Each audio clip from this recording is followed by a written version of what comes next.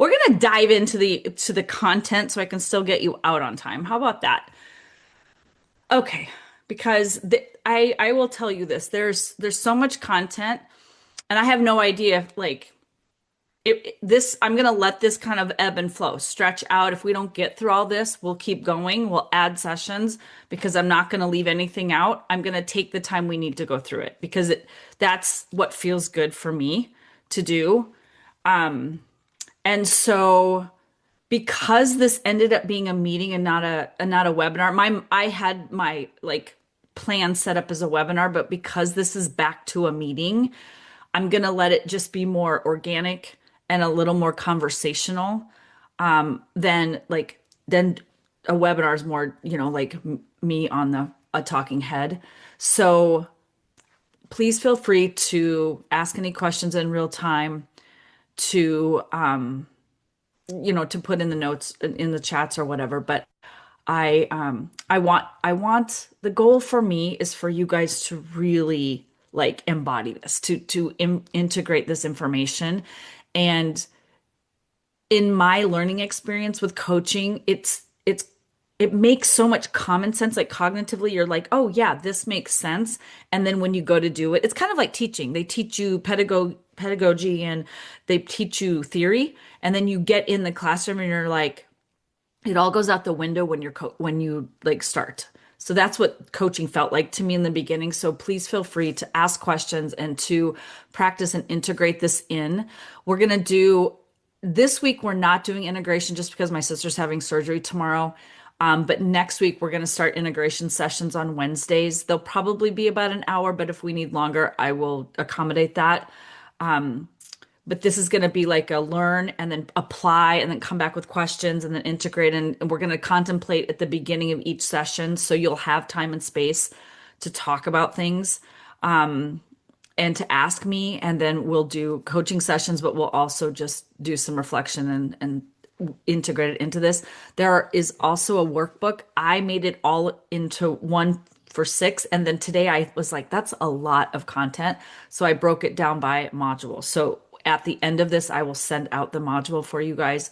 And there will be contemplation questions, but then also the tools that I've created are embedded into it. So you will be able to, print those out and use them in real time because they're literally the tools that I use with my clients. So I just, obviously I'm like, let's set the stage. Well, the stage got a little wonky today, but I don't know, I feel like this happens on purpose to me, like because it's me monitoring, managing, self-coaching in real time in front of people. I mean, I've had this happen on stages. I've had like technology not work when I was presenting. And you know that feeling you get when you're just like, oh my God, you feel the heat, you feel the embarrassment. You're like, how could I not have prepared this better? But this is what it looks like. Even when you prepare, you know, things happen. So that is what coaching is all about. It's being able to maintain yourself and to pick yourself back up when there's glass all around you, when you're out in the music studio, when, the internet was working 10 minutes before and then it decides it's going to, turn off. Just all of those things happen and the show goes on. We go on, leadership goes on. And for you guys, for this program, I'm going to be talking about coaching teachers. So I'm going to be explicitly talking about how you interact with a teacher, but please know you can apply this to any conversation, any person, whether it's a parent at your school, you can even use it with students. I've done that. You can coach up with your fellow district colleagues. You can have these conversations where you're not coaching them, but you're using the tools to apply them to conversations and also in your personal life. So I feel like it's really a game changer, not just professionally, but personally for me. So this academy currently has 6 modules, and like I said, it's going to flex, but you will get the agenda in your the first contemplation packet. But I want us to really ground ourselves and kind of anchor in to the magnitude of this work. because when you think about why you went into education and why I went into education, like, and you guys, you can just speak out to this, but when I just want you to feel why we're here in the first place. And I know we get caught in the weeds, we get lost in the forest with all of the to-dos and all of the people and all of the problems and all of the stress and all of the demands and things, but we're really signing up. We got called into this game, right? I like the game of life. And our game is, the field of education. So I feel like the playing board we're on is education and we're navigating around like the game of life. But the magnitude of this work, its impact. And even in traditional education, when we went in, we were thinking, like, I want to make a difference. I want to help kids. I like kids. I want to work with kids. I love the feeling of teaching and learning and, being in a community, right? Classrooms are communities, schools are communities, and, we serve a community. So I think community calls to us. And coaching to me it entails all of that, right? It's about building a community. It's about creating a culture. It's about teaching, learning, and empowering kids. And my goal and my mission is to shift education from instruction, where it's like this top-down approach where the adults know and the adults decide and the adults teach, and then the children have to respond to the top-down approach, into empowerment. So we do that by first empowering ourselves, then we empower our teachers so that they have the courage and the this why is there a cat in here? Like a baby cat? I can't even right now. Um so yes, back to coaching. So I'm like so discombobulated, you guys. Like I'm like dying of embarrassment because I This is going to be such a great story for you. isn't it? Yeah. There's a baby kitty in here meowing like its mother has left it. And there's a bottle of perfume broken on the floor, which smells lovely, but there's glass everywhere. And I'm just like, I had this big, magnificent image of how this day was going to go. And everyone was like responding and loving. And I was getting all of these questions and input and people saying, and I'm like, yes. And here I am being a bumbling, stumbling fool. Okay. Kitty, I'm sorry. Can I help you right now? I'm in the middle of something. So back to coaching. And I have severe ADHD, and I think I'm out of my element right now. So I like curate my element for the most part. And when this kind of thing happens, I will be dysregulated. So you're watching me like have to regulate in real time. Gosh, that sounds like every day in the principal's chair. Yeah, So it's real. It's it's real. real. Yes. It's like this is the thing. This is how I was as a principal. And I would just say, like, if I had a meltdown anywhere, that I consider this kind of a meltdown. I would just tell especially in a staff meeting, I'm like, you guys, I'm just melting down right now. I'm having a moment. This is what's going on all around me. I cannot not pay attention to the cat and the perfume and the broken glass that I have to clean up after this. And the fact that we started 20 minutes late, and they would just be like, yeah, I get it. I get it. So this is me, right? This is how I regulate, is to like be like I open myself up to it. But I also like I'll tell you something. Creating this program, re it brought me back to why I started my business. It really did. Because I had to dig back deep into what I was doing as a coach and why I was doing it and why I went into education. It brought me back to the very beginning.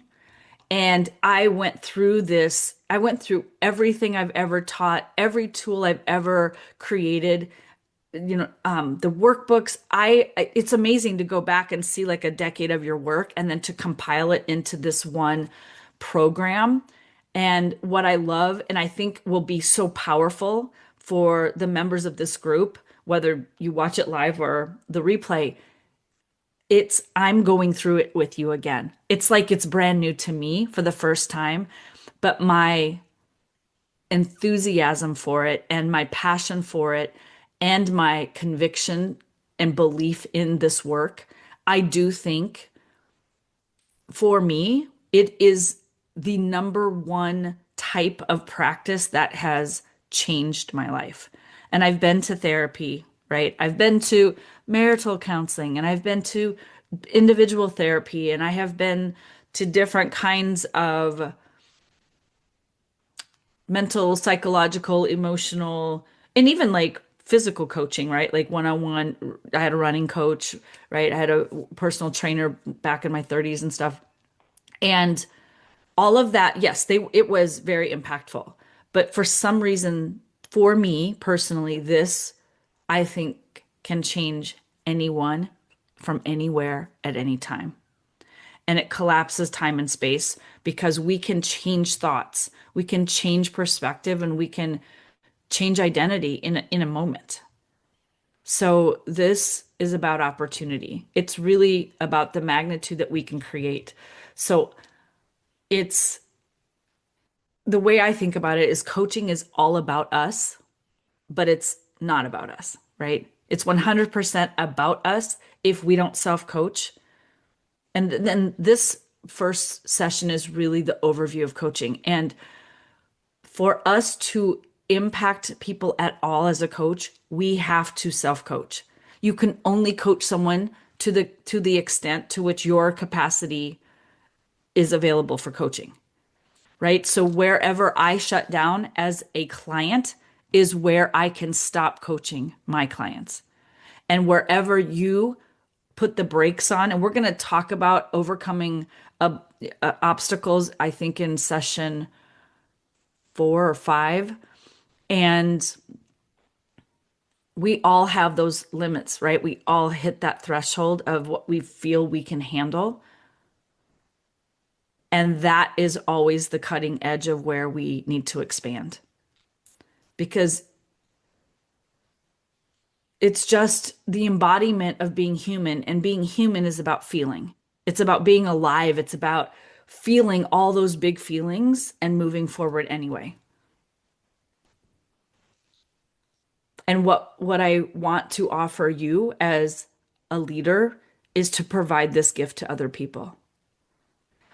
Because you've both experienced coaching, have you ever had the experience where you're talking to somebody, maybe in your family or somebody at school, and you're like, you can see so clearly that they lack awareness or that they have no idea.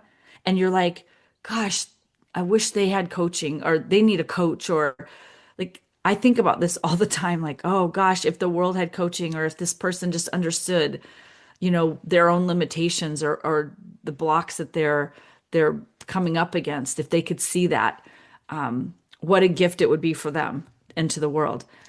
That's where this is going to help you offer that to as many people as want it. So I really think this is going to be an epic adventure. So we're going to drop down. I can feel I'm ready. The cat and I are ready.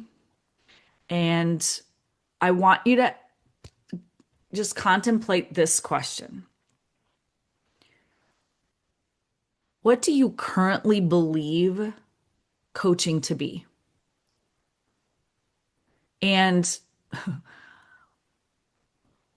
because this is not a webinar and because it's an intimate little group today, I want to ask you to just share. But I'm going to give you a minute because I want you to like drop into your body and feel the answer. Because this is a part of coaching. Teaching and learning up here, directing, leading, managing, it's all up here. Coaching's here. So when you drop in and you think about the experience of coaching, what comes up for you?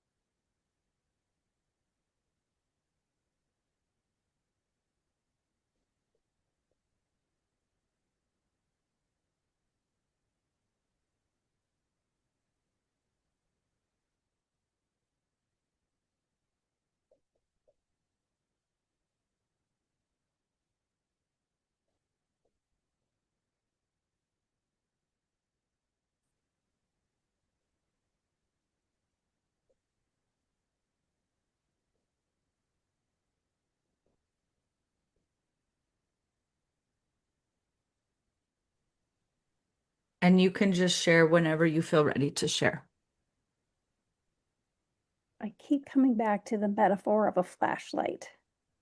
Ooh, say more. So like as a coach, you're providing, like you're providing the light to see something, but your kitty is inspiring me. Like when you have a cat and you use the laser to Oh, guide them yes. wherever they're going.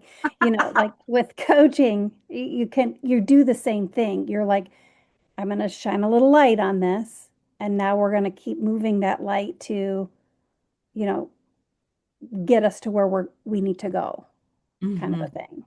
I love that. I love that.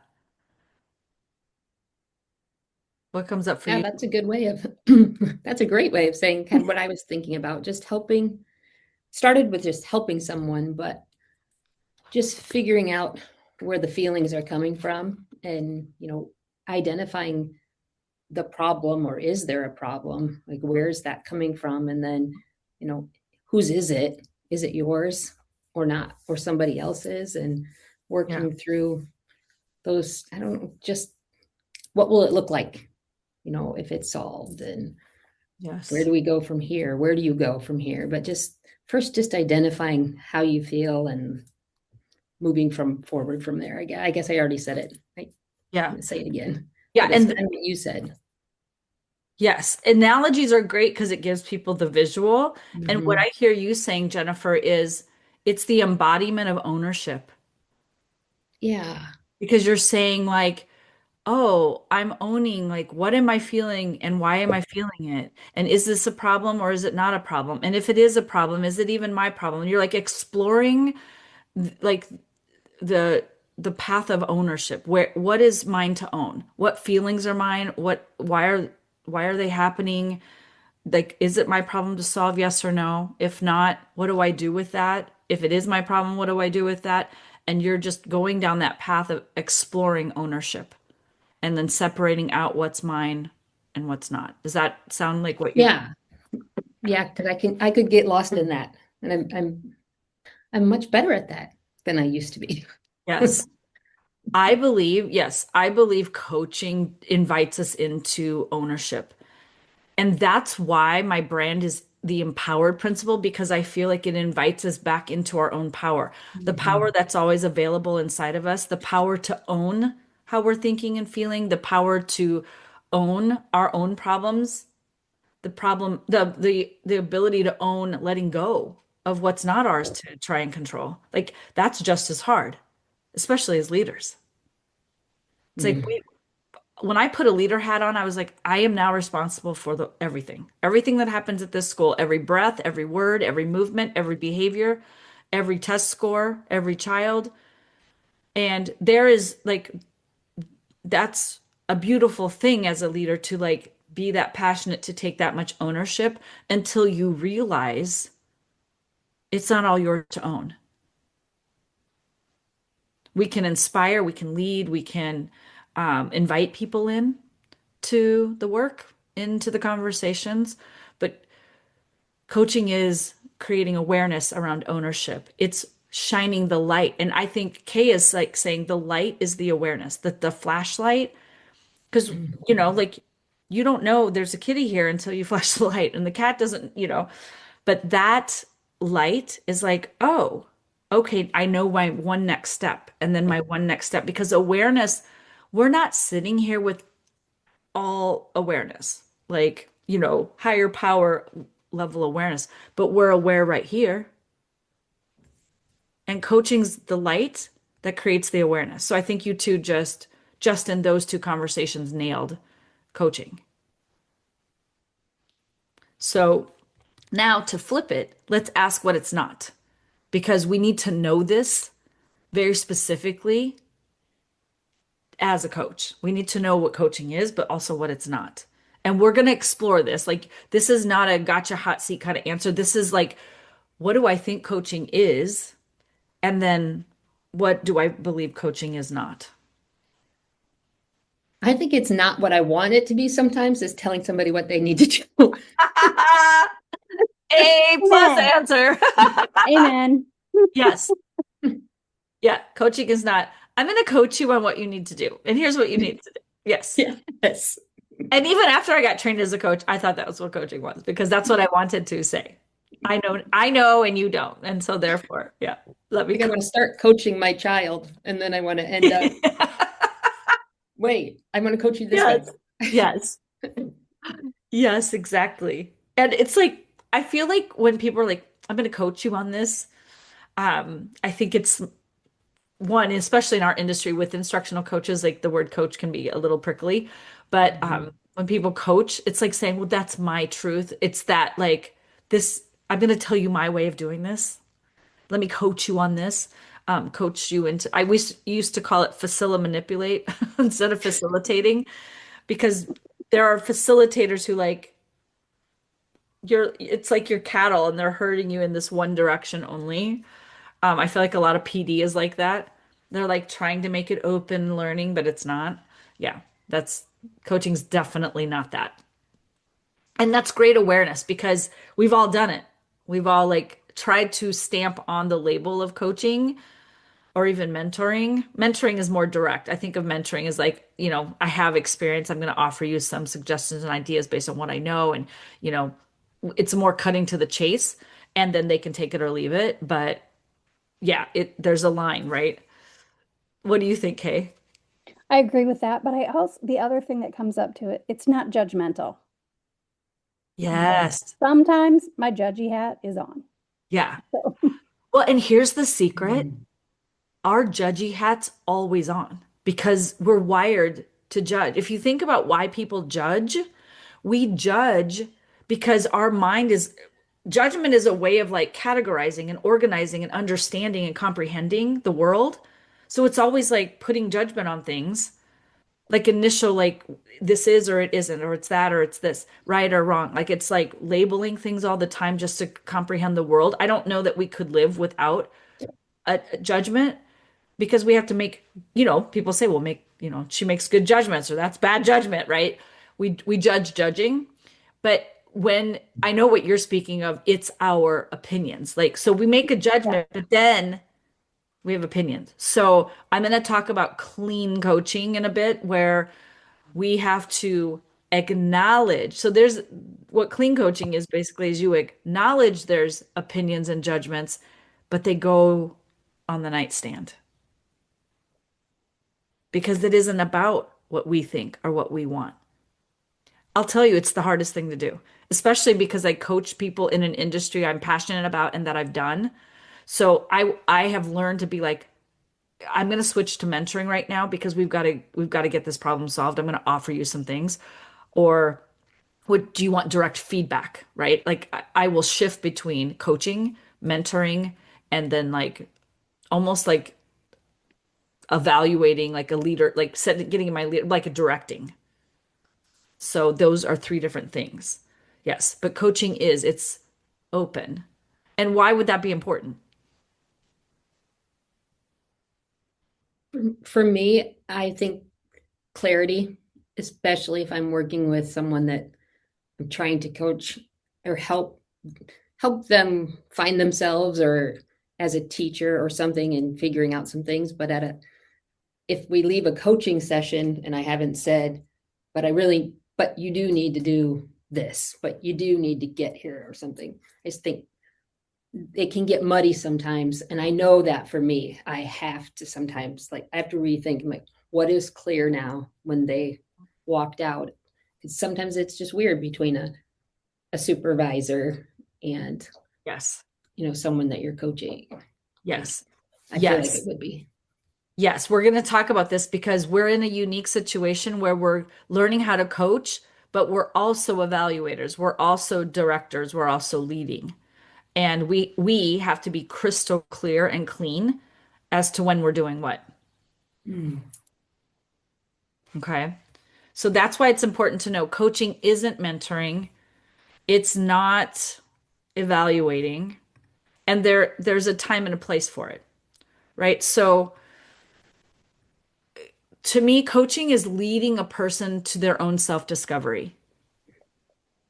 It's them, it's us like shining, like we are the person shining the flashlight for their awareness. But it's really about self-led contemplation, self-led decisions, self-led, actions.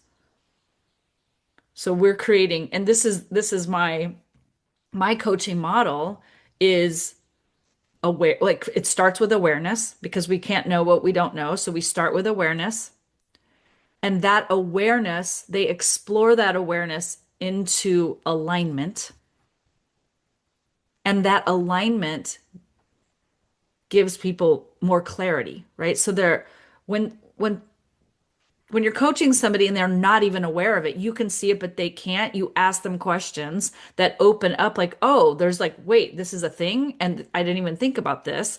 That kind of cracks the door open. And then they start exploring that and they find out what aligns for them, what feels true, what doesn't feel true, what might work, what might not work. And that brings them clarity. Oh, here's where I want to go with this. This is what I want to do. And that brings them focus. Then they laser in and that creates momentum. We're going to go over this. This is totally an overview, but if you think about the experiences you've had, it's gone from like I'm just in the situation and I'm down, I'm brain draining, and I'm telling you all the things that I feel. Here's what I think, here's how I feel, here's what I think's happening, here's why I think why it's happening. This is my opinion of what they said, and we do this. The brain has to get all of that out. And then I can ask one question and it's like, oh, and there's like that moment of like, then the brain's like going down that path and thinking, and it's clarifying and it's opening, creating awareness and starting to look for alignment. What feels true, what doesn't feel true. No, it's more this. This is more why I think this, or no, it's more like that. And then we're kind of ping-ponging until we get to that. There's a little bit of clarity of like, oh, this is it. I kind of like we got to the core. And now, what do I want to do about it? Then we start to create that clarity starts to create a focus. It's like I want to go in this direction. I want to make these decisions. I want to take these actions. This is why this feels good. Checking back in, awareness, alignment. Yep, it feels aware, it feels aligned, it feels good. Okay, go, right? So, we're for me, the number one thing I want you to walk away with as a coach is it's not mentorship. It's not leadership in the terms of directing somebody, giving directives. And there's a time and place for all of this, right? But the coaching part is in the reason we want to coach as much as possible is because it brings them that talk about buy-in. It's genuine buy-in. They're on board because it's about them. It's not about what we want. It's about what they want. We're helping them see what they want and helping them remove obstacles and remove limiting beliefs in their way. Okay. So we're just, like you said, the flashlight. The other thing is like, we're not the expert. We're not the guru. We're not the professor and the student.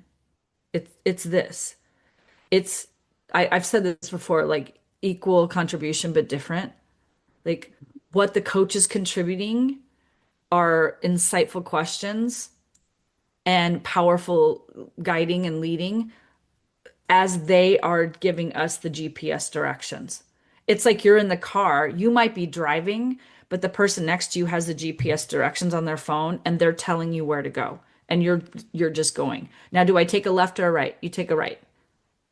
So we're guiding like and then it can be the reverse. They're driving and we're guiding them, but we're not saying, "No, don't take a left, but I want to take a left. No, take a right." That's not for us, right? So we're not the expert.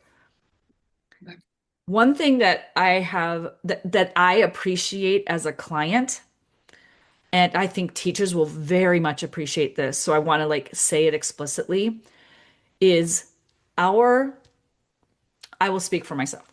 I believe that coaching is most impactful when I believe that my client or that my teacher is smart, is capable, gets it, and then I'm talking to them on the same playing field because we've all had the experience where somebody talks down at us as like we don't get it or we're kind of dumb or we're like we're a little foggy. So The goal of coaching is to create that awareness, to help them get into alignment with with what they want so that they can create momentum, energy, fuel, right? In their emotions. They come to their own determinations, their own destinations, their own decisions. And then on a broader level, I would say that it's identity expansion, right? At the end of the day, like we are expanding our identity, what we think we're capable of, what we believe. We're ever expanding our capacity to experience what we want, to create what we want, to have what we want. Versus like the goal of mentorship, it's and I love a good mentor. Like I'm sometimes you just like just tell me what to do. Give me that expertise, give me your experience, guide me, just tell me. It's more direct instruction. I think of it as like EDI, explicit direct instruction, where you're going to show a kid I'm going to show you how you tie a shoe. Here's uh, here's option one, here's bunny ears two, whatever. Here's Velcro three. Like put your shoes on, you can pick. But these are the three ways. This is how you do it, and you teach. And then I think about the hat of feedback, which is more like the director, the evaluator. It's this is where the judgment hat comes on because you are evaluating them, which means you're making a determination. Did they pass? Did they meet standard or not? You have to make that, it's a judgment call. And then you back that up with the evidence that you've collected. But it puts the onus. Coaching, you do it together. Mentorship, the onus is kind of on you to give the expertise. And then evaluation feels like it's on the teacher to kind of figure it out. Here's where you meet standard and here's where you don't. Now go clean this up and get to standard. It feels a little more like we just like put the onus on them to figure it out. We're coaching, you're doing it side by side, hand in hand. Mentorship is more heavier on the mentors just telling you how to get there. And then I feel like evaluation is kind of the other way, which is why I love this because coaching can come in. So you can evaluate them and then say, okay, now we're going to coach on it and we're going to do this together. And sometimes I'm going to mentor you, sometimes I'm going to coach you, but evaluation wise, we're going to get you there. Do you see how they marriage together? Okay. Okay. Sadly, I have to go to another training. Oh, go for it. And I won't be in a in-person attendance on Thursday because we have another training. So I will see you. I expected this. That's okay. That's why I'm literally, if I talk to a empty screen and you guys are all in other meetings, I'm going to record these and we will in during the integrations, we'll talk about it, but also like if we need to reschedule, clearly I'm going to be flexible with this because I'm not going to give you guys a program that you paid for that you didn't get. I would rather it be live and have because I feel like this is going to be much more helpful than you watching a replay because I get bored if it's anything over an hour. I just can't stand it. So, and Jennifer, you tell me if you're ready to continue on, you and I can do this, or we can pause this and we can do a part two of session one. This is going to be a collaborative effort. Because if people aren't here, I mean, they're going to watch the replay regardless. But for the people who do want to be here live, I want you to be here live. I want you to be able to be here live. Okay. Jennifer, what are your thoughts? I can keep going, but Kay, will you have time later? Are you talking like later today or another time? You tell me. Like, I can do it again in the afternoon. Oh, and I'm in training from now until 5 o'clock. So, okay. Okay. Jennifer and I we're gonna do this session yep. and then you can watch the rest of this. And Yeah. then Heather's having surgery Tuesday. I think the next session's on Thursday, right? Because I'm not doing integration on Wednesday because I don't know what her condition will be. And then on Thursday, we'll meet for session two. But now that I know the internet here is a little more stable, slightly more stable, we will remove the perfume and the cat and we will be ready to go for module two on Thursday. Okay? Yeah. And Sherry and I both won't be present on Thursday because of our Oh, training. So, yeah. Okay. Okay. So are you guys available on Friday? Yeah, I can be.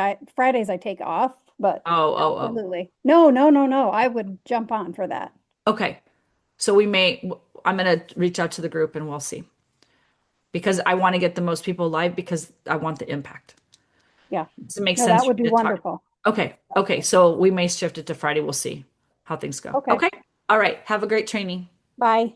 Bye. All right. So I mentioned clean coaching. I want to get back to that because it's it's such an essential part. And when I say clean coaching, I simply mean like we acknowledge, I think we talked about this. You acknowledge the thoughts you're having because you're doing it in real time. And I'm sure you've done this. Like you're hearing a teacher talk and you're just like, oh my God, oh my God, oh my God. And there's that chatter going on in your head. And we have to be able to put that aside and be like focused and listen to what they're saying, what they're doing, what they want. But we as best as we humanly can, we remove, right? The opinions because there's the judgment that's happening and then we put that aside, but the opinions, but what we really have to be mindful of is our biases, our opinions, our what we think is best, is it coming through the coaching questions or the Mhm. coaching content? And look, I still catch myself doing it because I'll teach a concept called jumping in the pool where like you have a very similar experience and all of a sudden you're like, it's like when you're talking to your girlfriend's like, oh my God, yes. And then you're just like in it with them and you're all swimming around in the pool. That's what I think, that's how I imagine it when you're just jumping into their story, their problem, and you're believing that narrative. But the problem is now you're in with their obstacles and their limiting beliefs and what they think is the problem. You're like, yeah, you're agreeing with them.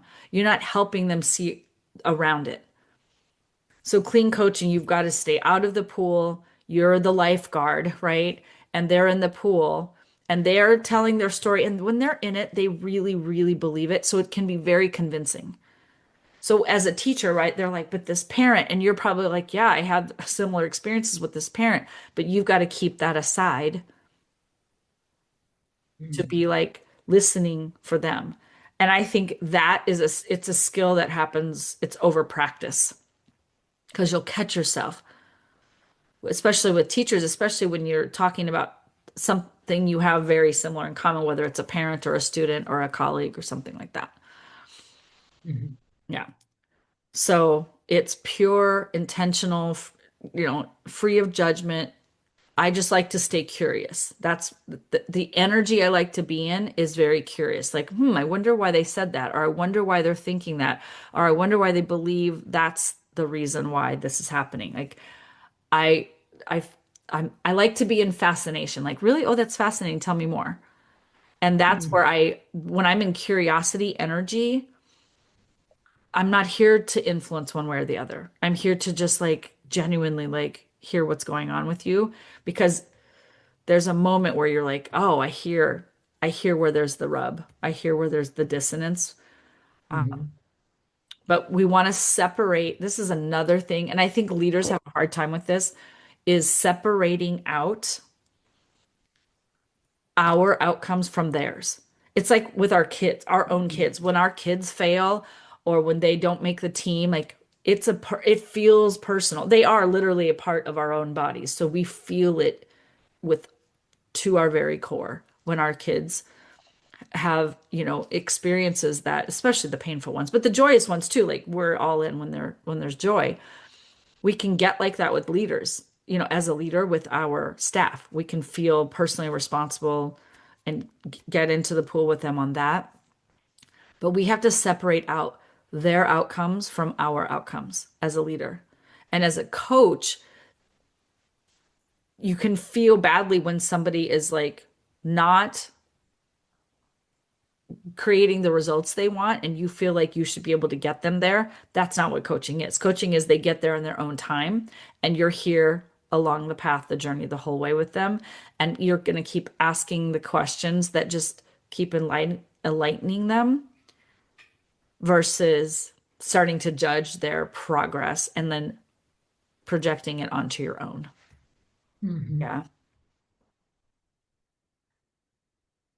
So I'm trying to think of the best way to teach this. Like, I think it's just through like experiences, right? Have you had times where you've been in a conversation with a teacher and it's kind of gone down a path where it starts to feel a little more like you're picking up the rope, like there's a little tug of war of this is like you said, this is what I want you to do. Like I started Mhm. coaching you and now I feel like I'm moving in director, but I'm not being clear that I'm shifting. Yeah. And it's like I want to manipulate this into the outcome that I want. Mhm. How does that feel? Like, what does it feel like for you in your body when that's happening?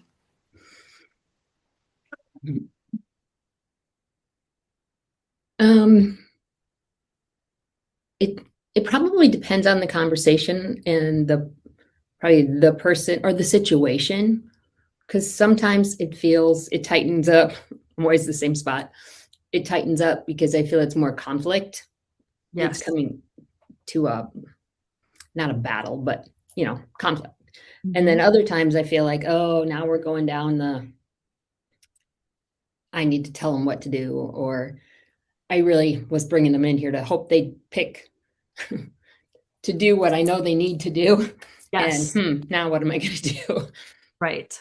And maybe that I'm thinking, come, did we not set this up in the way it needs to be? Because there are things they need to do. And I didn't start this conversation in that way. But Yes. the other side is when it gets to conflict, like, oh, I wasn't expecting, this to happen. And I feel like it's going down the wrong road. So I just, And when you get in that position, what just tell me what happens like when you're thinking like, oh, I kind of started a coaching conversation and now it's not going this way and I want to turn it into like a directing conversation. How do you manage that?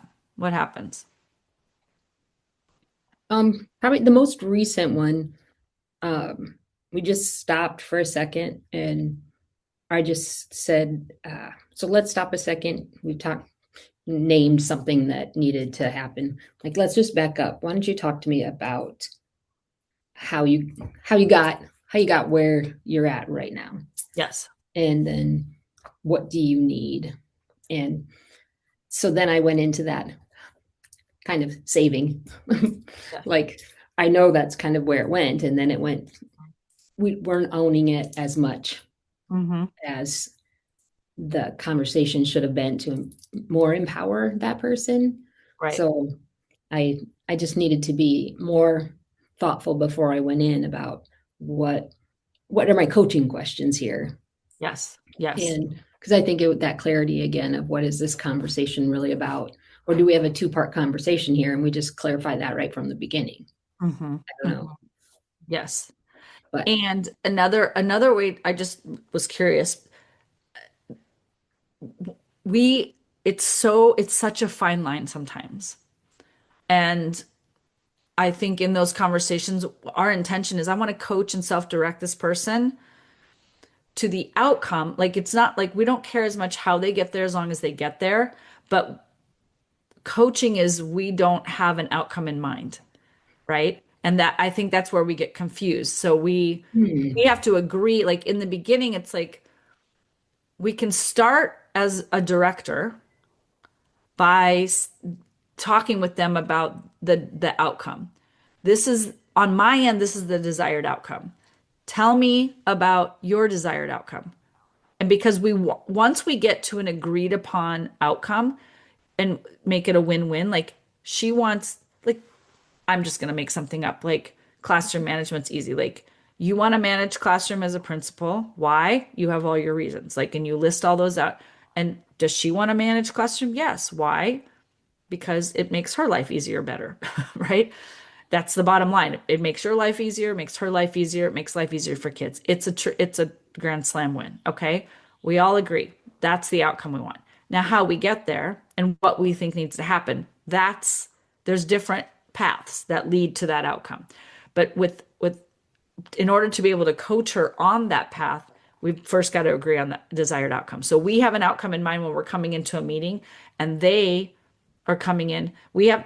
She might not say that in the beginning. So the directive conversation can be about getting to the outcome and then mentoring and coaching can come in on the back end. hmm, But it's kind of like leading your classroom. Like I just had a girls' weekend and teachers, we've been doing this 20 years, and we were talking about how you always have to have the reins tight in the beginning and loosen them because if you go in loose first, it's very hard to regain control, right? I think the Mhm. same because we're walking a line of evaluator and mentor and coach. In this case, we can start out with like this is an outcome. How can we make it agreed upon outcome? And then what are the paths we want to get there? And be more open-ended about the how. Okay. Does that Yeah, that makes sense. Oh no. we start with coaching and we go into mentorship and then we direct and then they're mad because okay, is my are you am I okay, my it You said are now. You okay, froze for a little bit and yeah. then you came back on. It came back in and said your internet is unstable. I'm like, oh no, not this. Okay, so messy is when we're jumping from different roles without them knowing or without us even knowing that we're doing it. So it's for us as the coach, it's about just creating the clarity for us. Like, am I coming into this conversation as a director, as a mentor, as a coach? And if I do want to combine them, how am I going to start? But I would recommend, and I'm glad you brought this up because it's, in addition to this conversation, is starting with agreeing upon a desired outcome because then the how becomes mentoring and coaching. Because it doesn't matter how they get there as long as they get there, right? Mhm. So, I guess this is so funny. This is just kind of leading me through this. The next topic here was just intentional, like being intentional as a coach. So, as a leader, we're intentional about the outcome and we need to bring them up to speed on the outcome. Now, let me ask you this. Like, you don't even have to tell me the specifics, but when you think about the last conversation you had with the person, you knew what you wanted to happen or what you thought she needed to go or he. And do you think they had the same outcome?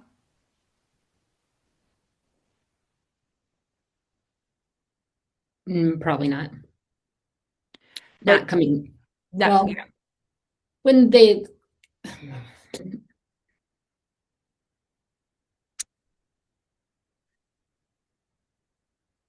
I don't know if, I know there was like a couple things that needed, a couple things, but in my mind, probably,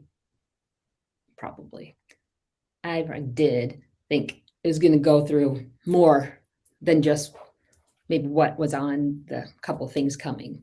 yes. And I don't know that we both walked out with that kind of feeling. Yeah. Okay. And those things happen, right? People, especially when we think it's going to go one way.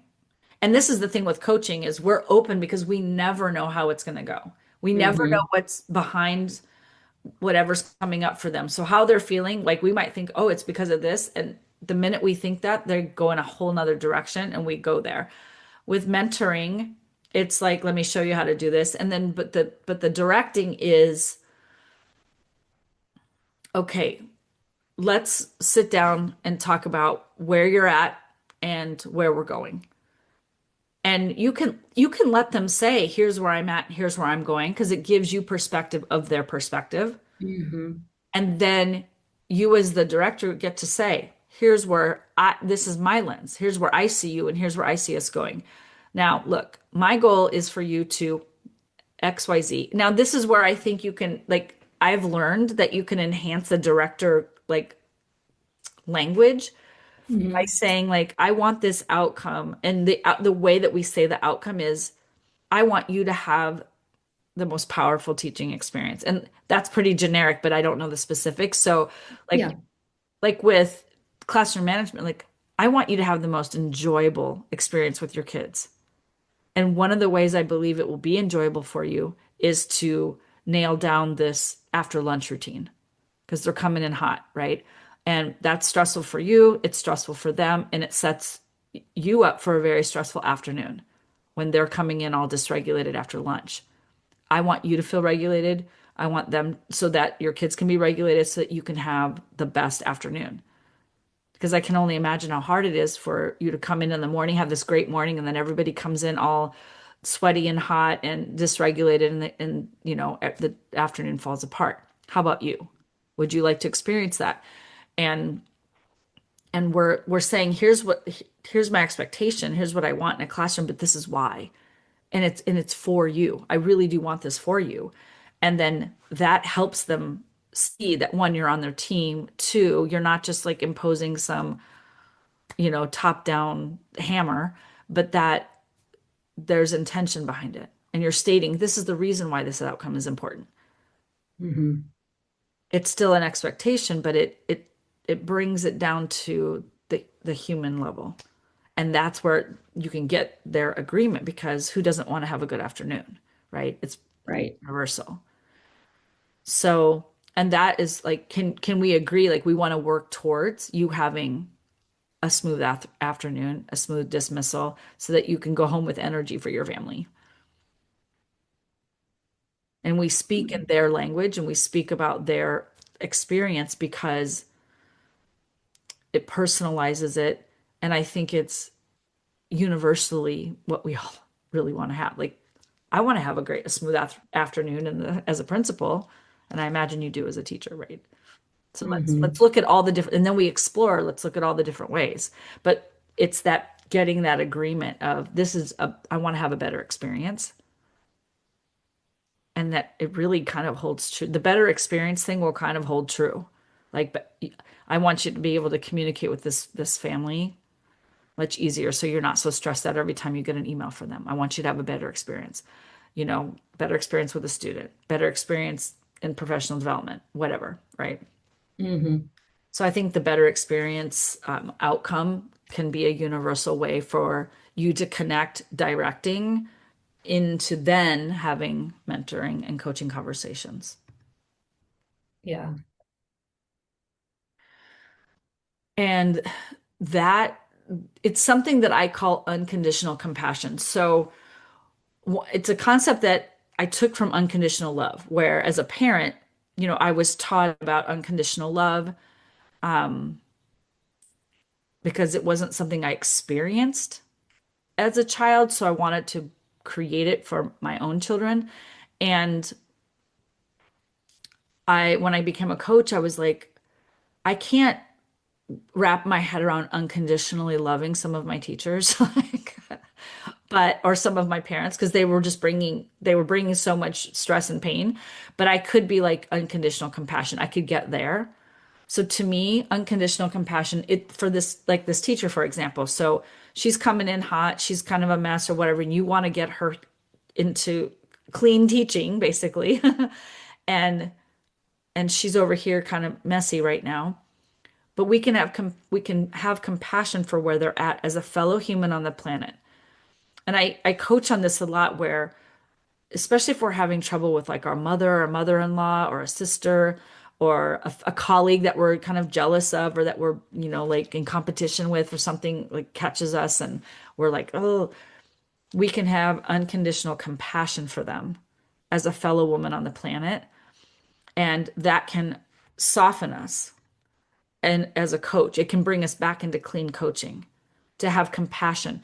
Like there are sometimes, as a leader or even as a coach, where I'm just like, what is it like? How long is this going to take? Or like, what, that feeling like a teacher is just going round and round and spinning out, or a parent, I didn't get the teacher I want, man, and that's coming, right? Oh, Hmm. and they can't let it go. And you're just like, oh, good Lord, like, when are we going to move past this?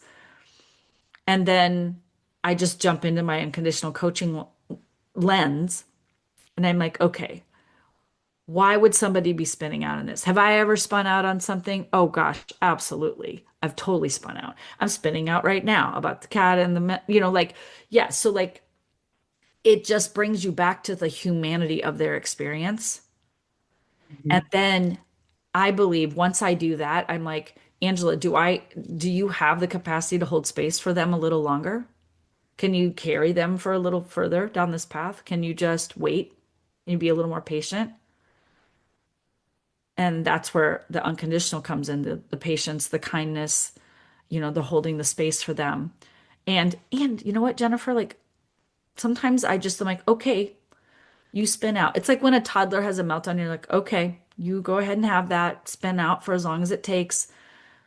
And just long, we're gonna make sure you're safe, but then after that, cry it out. Like you're okay. They're okay.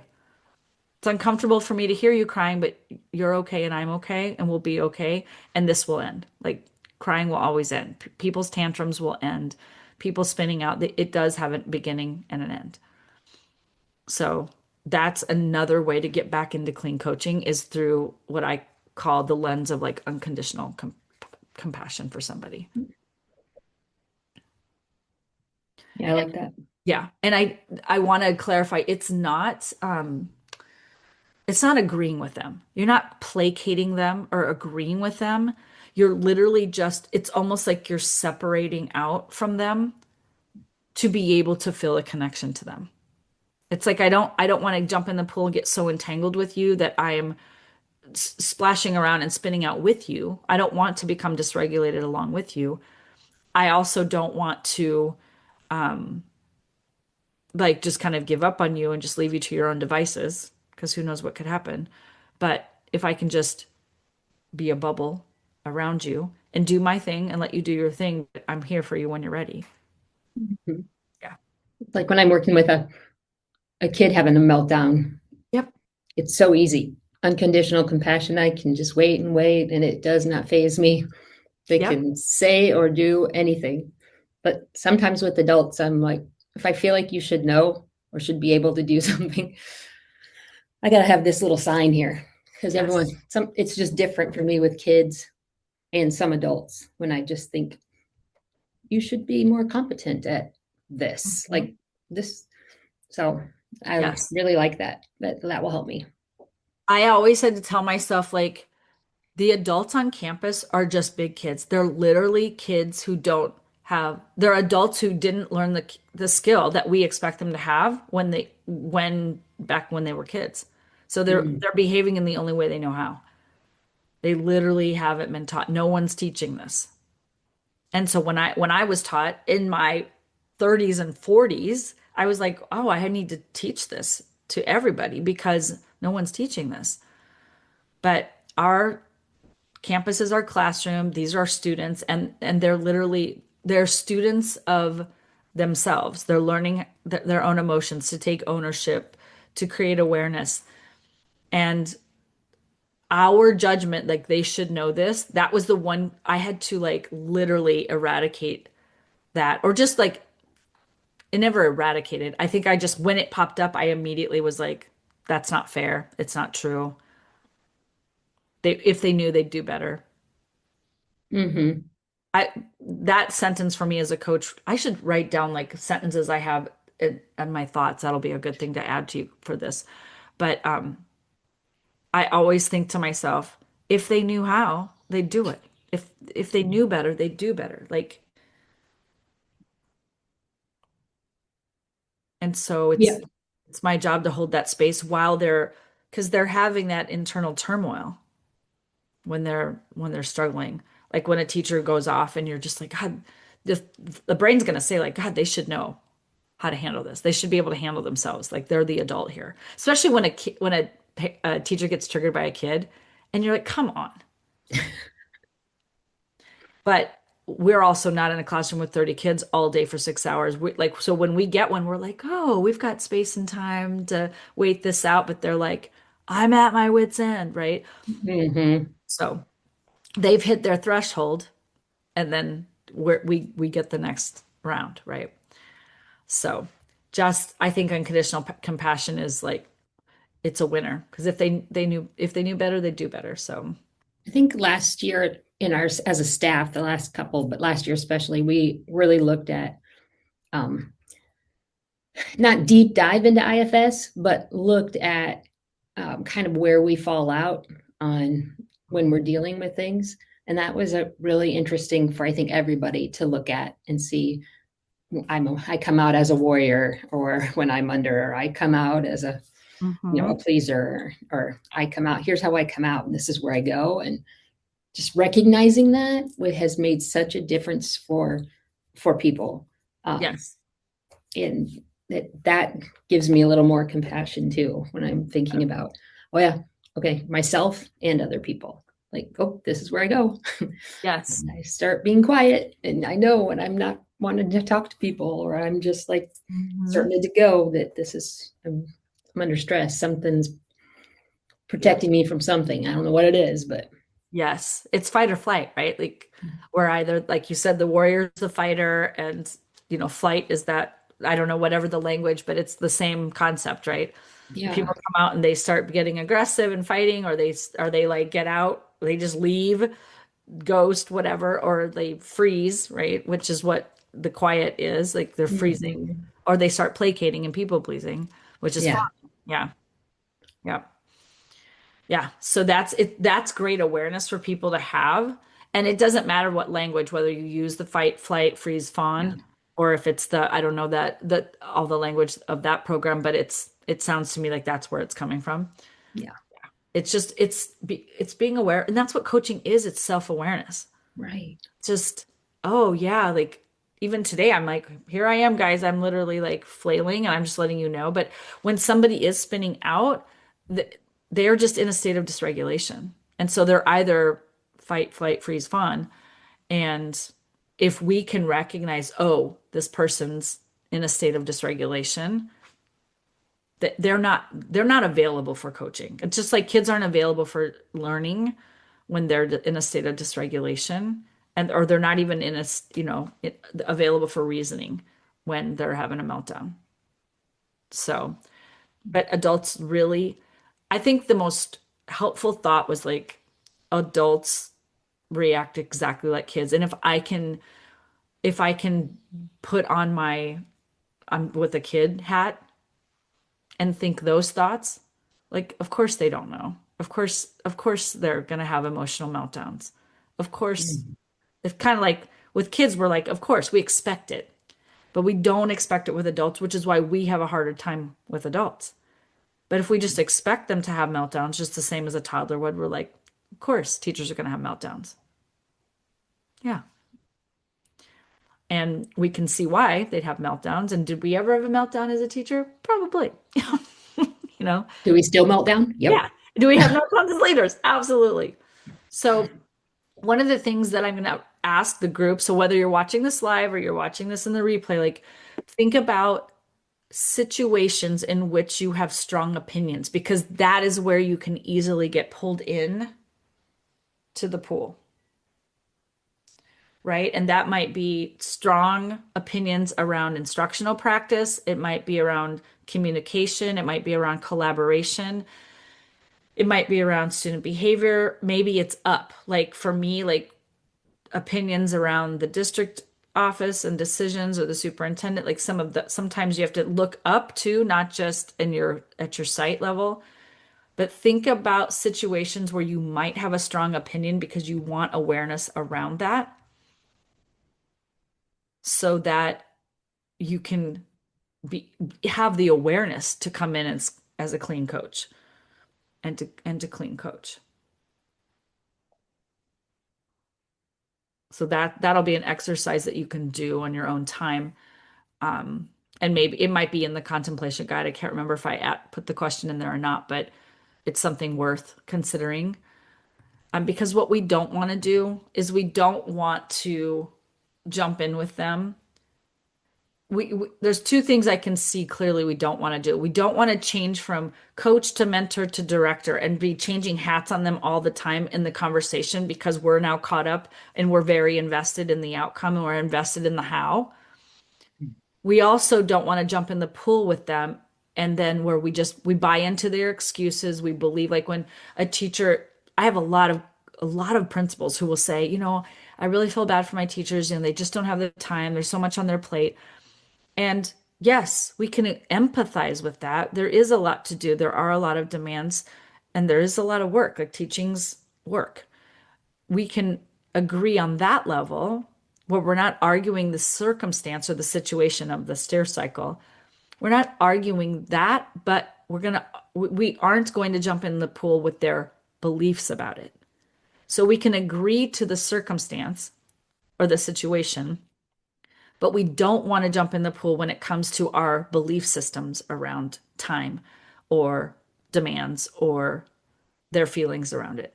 Because if we're like, yeah, I'm so busy. Yeah, you're so busy too. Oh, we're commiserating and we're like getting floaties out in the pool and just having a cocktail in this misery of, not enough time. So we can acknowledge, yes, there's a lot to do. Yes, you're right. There's too much curriculum and not enough time. There is too much to do and not enough time. Like we can agree on that, but what we're not going to do is buy into the excuse or the reason as to why you can't feel the way you want, act the way you want, and achieve the way what you want. Because as a coach, what we're going to do is, okay, so we have this much time and we have these many things. Coaching is about how do we create the experience that we want? What do we want to feel? We want to feel productive. We want to feel impactful. How do we do that in the time that we do have, with the resources we do have, with the experience we do have, with the classroom we have, with these kids? And we help them see that it's not the circumstance as much as it is their thoughts and feelings. There's a separation of acknowledging what is, but then also acknowledging there are endless ways to think and feel about that, and that in the end we can choose thoughts that make that not a problem.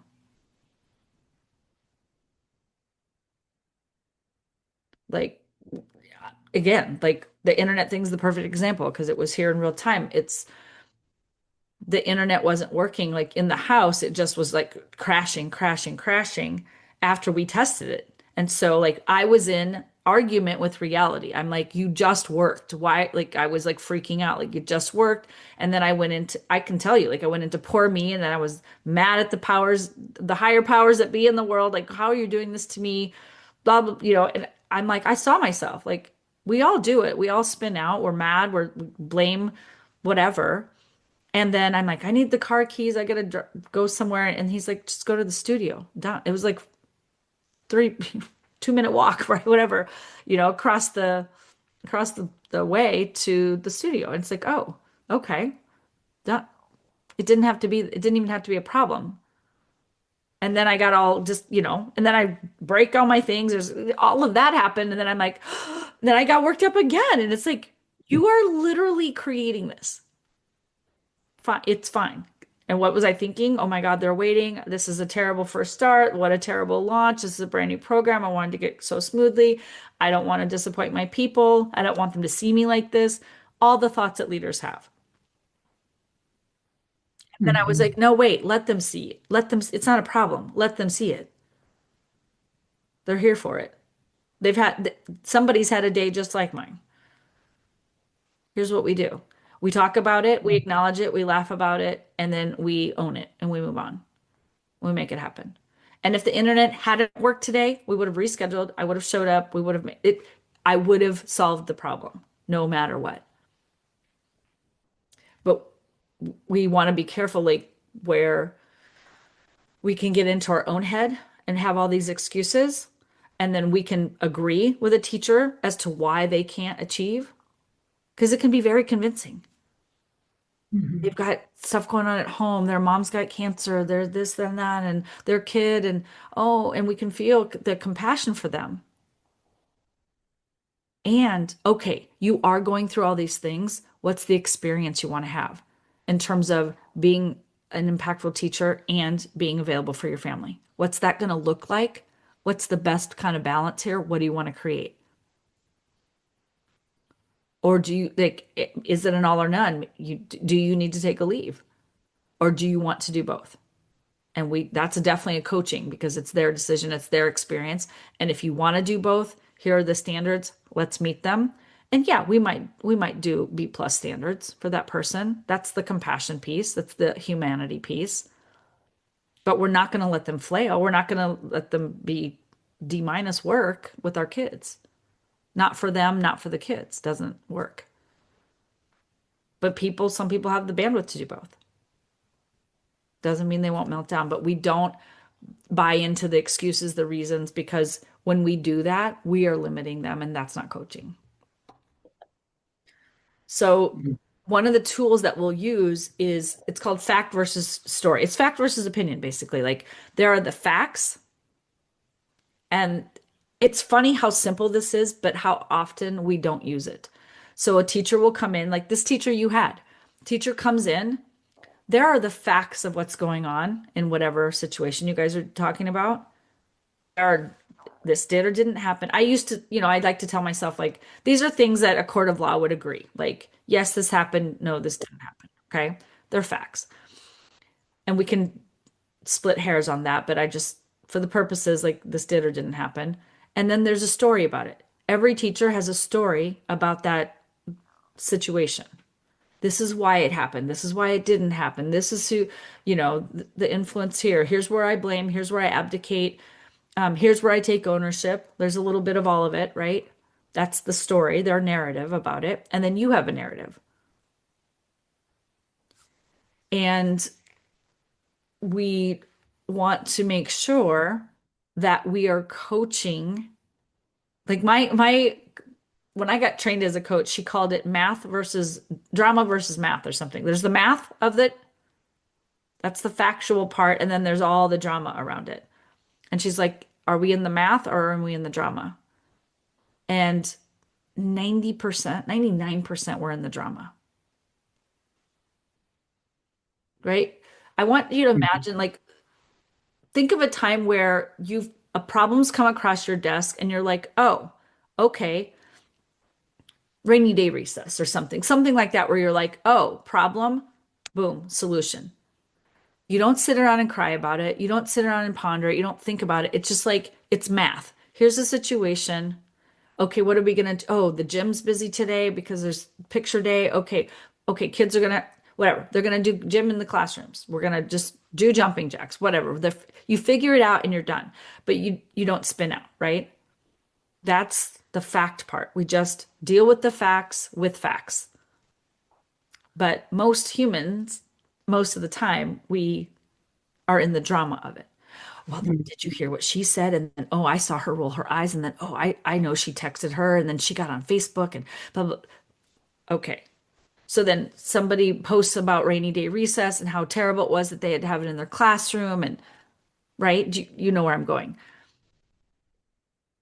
There's so much of the story. And as coaches, we're listening to differentiate what's fact and what's story because they can't, it's all blurred for them.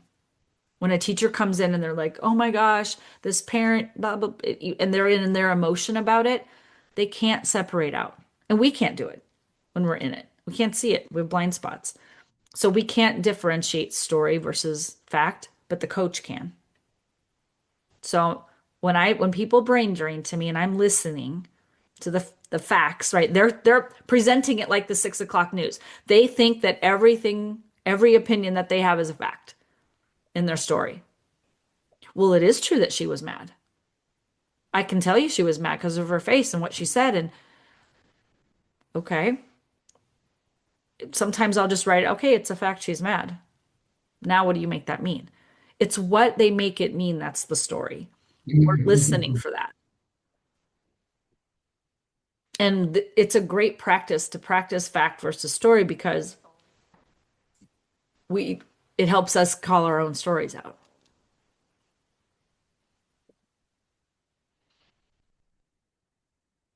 So it's for us, and we also have to be aware, this is another aspect of clean coaching, is we're going to have our own story about their story. Because we're like, really? Like, you're that upset because she moved your pen 3 inches to the left of some people like, I had my space all set up and they moved my books and I was going to sit there. Okay. And we're just like, really? But when they're in it, we have to be free of our like dismissiveness of it.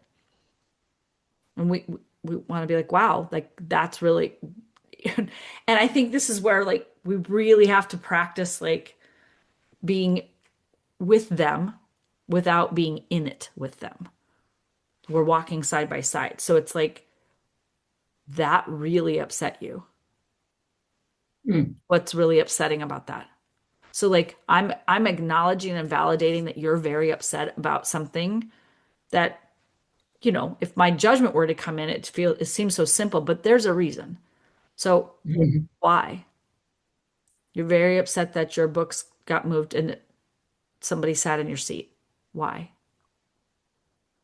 Well, you know, they'll go into the surface. Well, I was sitting there and it's not fair. I wanted a front seat. Why? And almost always it unveils something so much deeper. There's probably some discord that's been going on with those two for the last year, or the last couple of years, and that's never been said. It's never been resolved. So, like, the books getting moved ends up being the straw that breaks the camel's back. And there's, World War III over whose books and pen got moved or something, right? So we want to be mindful of there's a story behind the story. And the five whys is just, I feel like it's that foundational tool. We just keep asking why. And eventually, like, we'll hit the nerve. We'll hit the raw where it's like, oh, well, she said this last year. She did this to me last year, and I'm left out of whatever it is, right? And then you're like, okay, there's a wound here. This is about a wound. This isn't about a book. This isn't about a pen or a chair. Yeah, that's where I want to grow, is that part beyond just why, because sometimes questions don't, sometimes I don't feel like why is my right answer at time or my right next step, but I can't quite get that. So I'm looking forward to learning more about that. Yeah. So that is where I go back into curiosity, right? So my steer cycle as a coach, the emotional energy I want to be in is curious. Like, and it is fascinating, Jennifer. Like, when we observe teacher behavior, my coach used to say, like, we sometimes you're at the zoo and you're at the people zoo and you're just observing behavior, and it's like, why are they picking bugs off of one another and eating them, right? Like at the monkeys or something. And we do this with humans. We're like, why? Like, that's fascinating that she would be that upset that someone moved her stuff. Now, I'm not saying it's right. Like, I'm not agreeing that it's right or wrong. I'm not placing judgment on it. Like, I wouldn't want my stuff moved either, but I would most likely, I would not melt down and eat 10 donuts and call my husband and go to crawl into bed crying. Like, it would not spin me out like that. So it's curious, like, what could it be?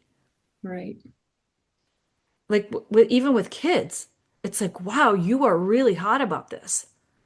Like, you went after that guy. What was going on here? Because I learned this from IEP meetings, like ABC, there's always a reason for a behavior. Always, always. We might not understand it. We might not like it. We might not agree with it. We might think it's, out of this world crazy, but to them, it's real. And our job is to hold space for that. Like, their experience is real to them. So the book's getting moved and whatever, the place getting taken, there could be something like, when I was a kid, this always happened to me. And that stuff comes up in our teachers. Mhm. They don't have coaches, they don't have therapists, they don't think they have time for it, they don't want to touch those feelings, right? But it comes out in everyday situations at school. Cliques, like all that stuff we went through as girls with cliques and bullying and getting picked on, like that stuff still happens in staffs, and the feelings that from being 10 years old still are there. Hmm. And we're not, like, let's say you do get somebody in a room and they're like, well, I don't want to work with that person. I don't like her. I don't want to collaborate with her. Why? Interesting. Why? Like, what about that? Oh, okay. Fair enough. Like, instead of agreeing, I will say, that's fair. Just meaning, like, okay, you can have that feeling. Like, I'm not judging it. I'm not like, it's not right or wrong. It's fair why I can see why you might feel that way. Like, those are kind of like neutral ways of validating and acknowledging their experience without saying, oh, yeah, I totally get it. It's semantics, it's language, but it stays neutral. It stays curious. Like, yeah, I get that. So tell me more about that. and they might go into some deep dive story about their childhood or school or high school, whatever. And Mhm. we don't have to fix that, but we just say, we just want you to be aware. This is really triggering for you. Is it something you'd like to talk with me about? I'm happy to listen, help you, but I'm not a professional therapist, but I can coach you on it. And would you like coaching? And that's another aspect of this is the difference between directing and even mentoring, like there's permission. There has to be exclusive permission to coach. Would you like coaching on this? Are you up for coaching? Do you want to coach through this? I never want to coach somebody that doesn't want to be coached because it feels like manipulation. So as a director, we're explicitly stating, okay, I'm going to put my director hat on here and I need to direct you on this. This is a standard. You need to be at work by 8 o'clock. You've been coming in at 8:10 and the standard is 8 o'clock. It's a non-negotiable because it's part of the contract. So I need you to be here by 8. Then you can say, you want to share with me like what's coming up for you, like what's making it difficult to meet the 8 o'clock timeline. And then their story will come out, stories, feelings, opinions, and we can say, I can see that's fair. So like, how are we going to get here by 8? Like what can I do to help you? Or what is it that you think you need to get here by 8? So we can listen, but we're not fixing it for them. But we want to say when we're giving a directive, we want to say like, hey, do you want some mentorship on this? I've got some ideas. Do you want to hear them? And I can directly just share them with you. You can take them or leave them, but let me know if you're open to, do you want mentorship or do you want to coach on this? And they might not know the difference, but you can say like, look, I'm not here to give you the answers. I'm not here to give you a directive. I just want to help you get to a solution that feels really good for you. Do you want to work through this together? So there's explicit permission being granted, at the very least, explicit identification of what hat you're wearing, what role you're playing in that conversation. And it might flip in one conversation, but you just say that. Like, okay, I'll do it all the time in coaching. I'll say, hey, can I put on my mentoring hat for a second? Do you mind if I mentor you? I've got some ideas. Do you want me to share them? They can say yes or no. Because at the end, it's their outcome for themselves. I don't own the outcome. It's very rare that in my business that I ever direct unless I'm working with my own team, like my employees Mhm. or contractors, right? But they're still like I consider like we're collaborating at a collegial level. So, do you see the difference of those three? Do you have any questions or clarifying comments about that? No, I don't think so. I think it's just practicing it and just keep thinking it through and trying them. Yeah. And it's just this is why I say like when we're talking this through it sounds like it makes sense. It's like of course, but then when we get in it, it feels a little messier, right? It's like Right. wait, what's a fact? What's an opinion? Like their story feels very compelling, and then we're like kind of caught up in it. We don't even realize it, or we're like judging it, or we're like yeah, we're in there like no, that's not what you're gonna do. Like no, that doesn't make Yeah. that's stupid. I'm gonna need a cheat card. Yeah. Well, this is what I think I'm going to do. Like, and I created PowerPoints just to make sure I covered everything, but I can condense them down into kind of a note form. But you'll also have the guidebook. But yeah, some of this is just, and maybe I'll create some like resource, like little small like Mm. question cards or something. Like, so when you're literally in a meeting, you might be able to have it on your desk to kind of glance down when especially when you're new at this. It's hard to like. Yeah. Just remember what to say next. Yes. Yeah. So, and I really value the permission when we're in the coaching mode, uh, because I want to be like I tell them when I'm directing, tell them when I offer mentorship, and then like invitation to coach.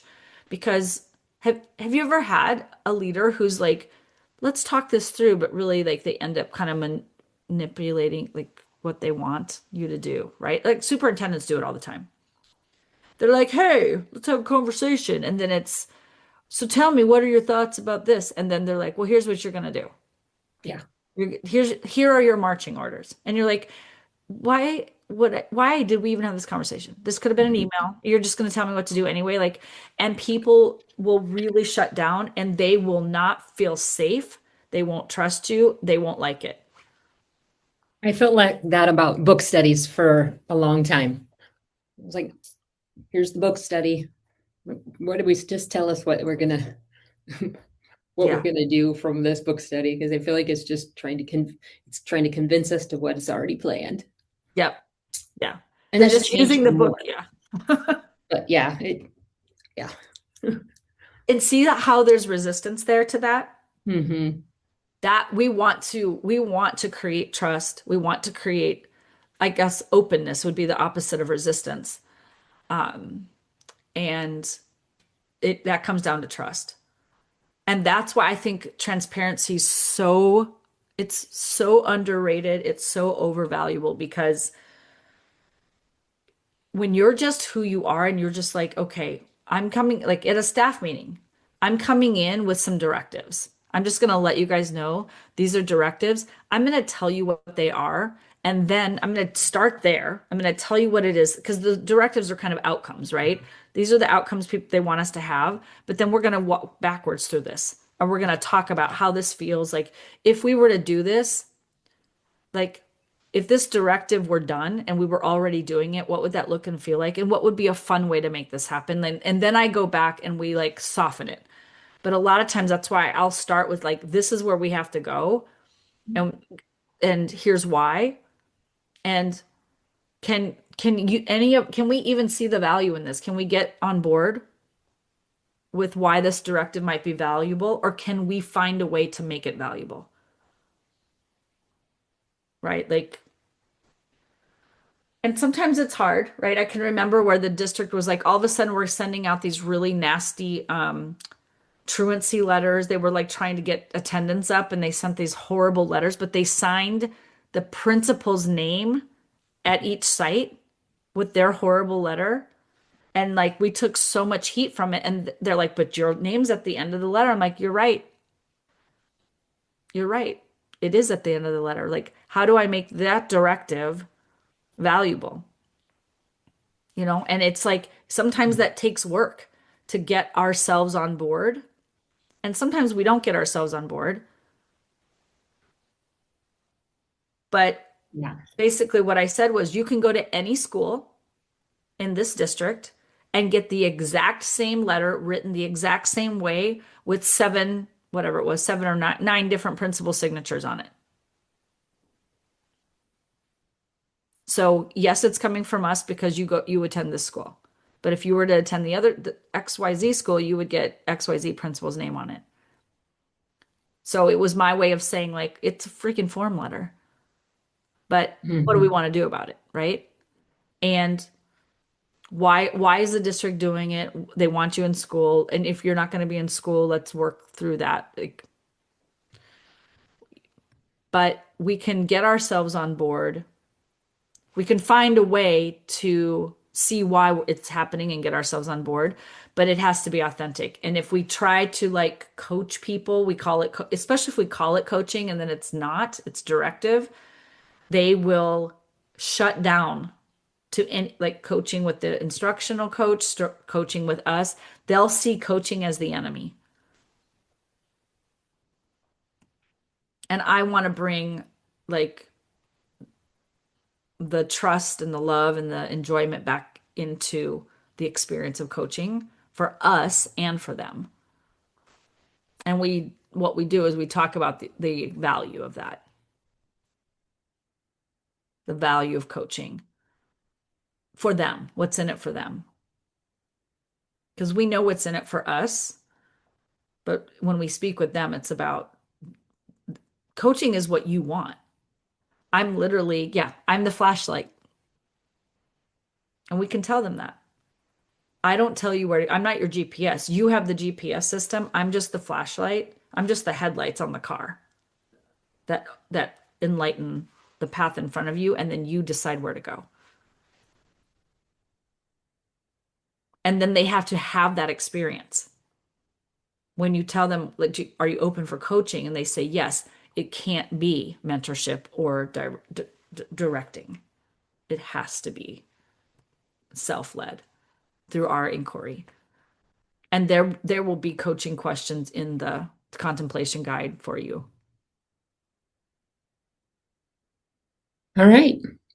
Sound good? Yep.